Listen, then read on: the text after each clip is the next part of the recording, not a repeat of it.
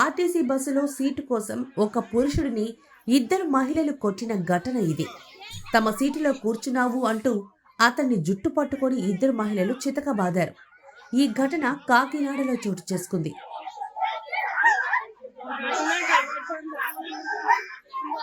తుని నర్సీపట్నం మధ్య నడిచే ఆర్టీసీ బస్సులో ఈ ఘటన జరిగింది.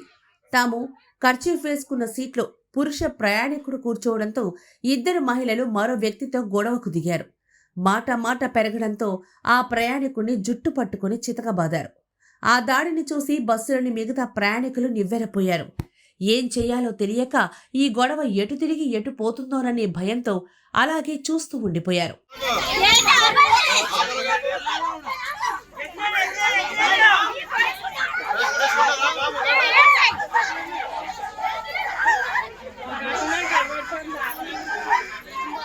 ఇటీవల కాలంలో ఆర్టీసీ బస్సుల్లో మహిళలు పురుషులు గొడవ పడ్డం కామన్ అయిపోయింది.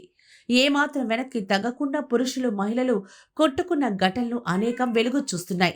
అయితే ఈ గొడవలకు ఉచిత బస్సు పథకమే కారణం అనే ఆరోపణలు వినిపిస్తున్నాయి.